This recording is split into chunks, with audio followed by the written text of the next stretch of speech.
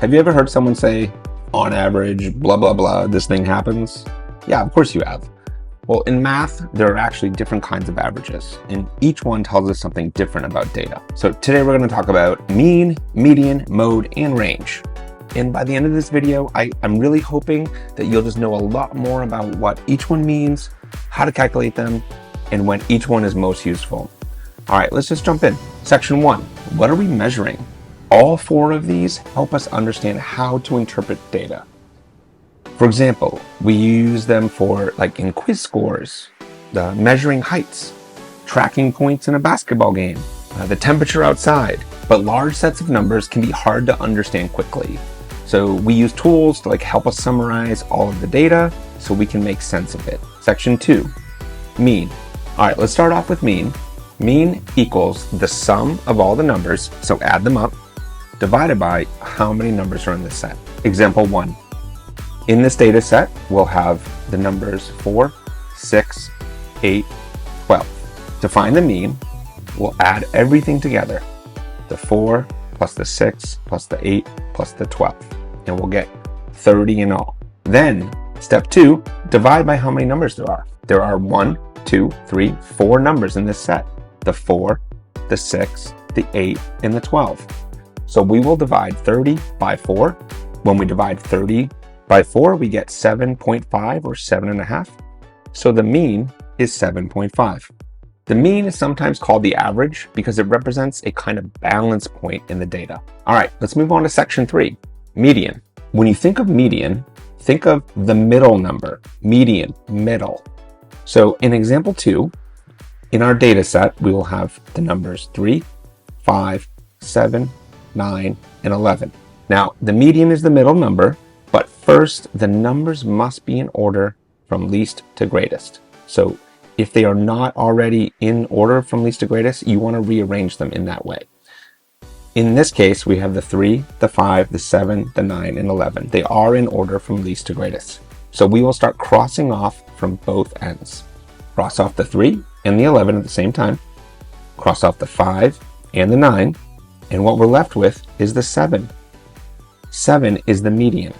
All right, but what if the set of numbers had an even amount in them when we're looking for the median?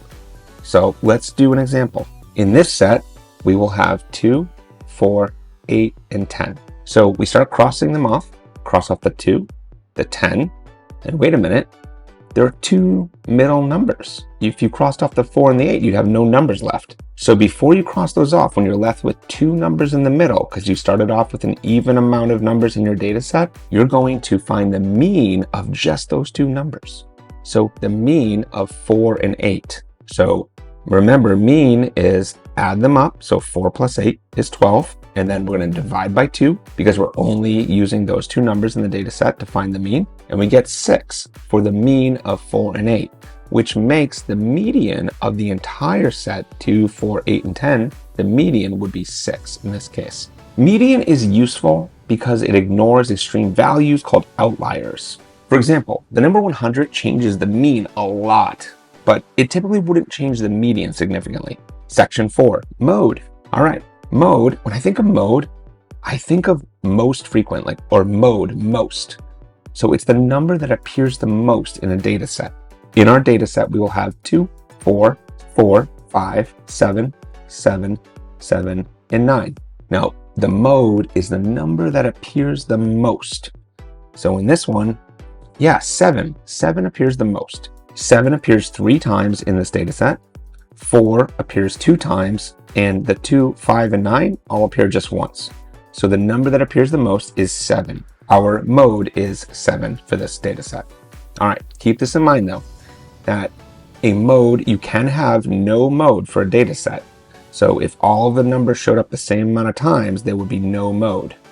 You could have one mode, which we just did, or you can even have multiple modes. So for example, if we went back to that set we just did with the 2, 4, 4, 5, 7, 7, 7, and 9, if we added one more 4 to that data set, so we had 3 4s and 3 7s, 4 and 7 would be the mode in that case. Section 5, range. Now, range is the largest number in the data set minus the smallest number in the data set.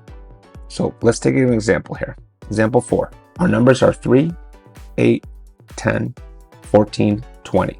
To find the range, we're going to take the largest number, 20, and subtract the smallest number, 3. 20 minus 3 equals 17. So the range is 17. So the numbers range 17 numbers. 3 the smallest, 20 the largest. That's range. Range tells us how spread out the data is. Section 6. Full problem together. Let's find all 4. Here's our data set. 5, 7, 8, 8, 10, 12, 15. All right. So for this one, I want to pause the video and I want you to try this yourself first. I'll wait for you. Okay, did you give it a shot? All right, let's go over it. Mean, did you add them all up? Did you add up 5 plus 7 plus 8 plus 8 plus 10 plus 12 plus 15? And you got 65. And then once you had 65, you divided 65 by 7 because there was 7 numbers in the data set, and you got approximately 9.3 or 9 3/10. All right, so the mean is approximately 9 3/10.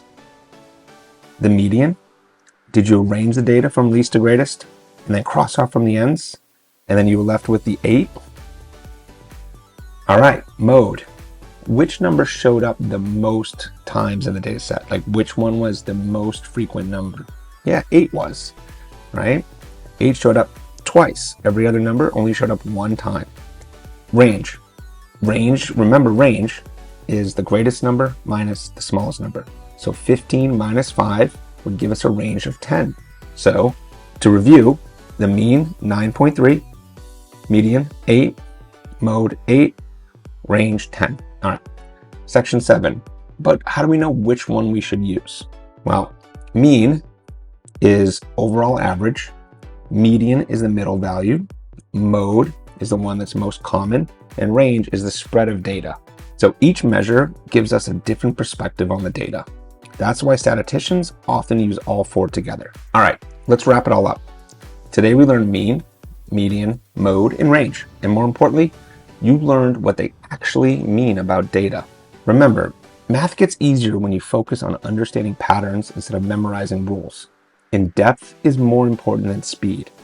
So keep practicing, always be curious, and never stop learning. If this video helped you, give it a like, subscribe to the channel so you don't miss any of my future math lessons. Thank you. We'll see you in the next lesson.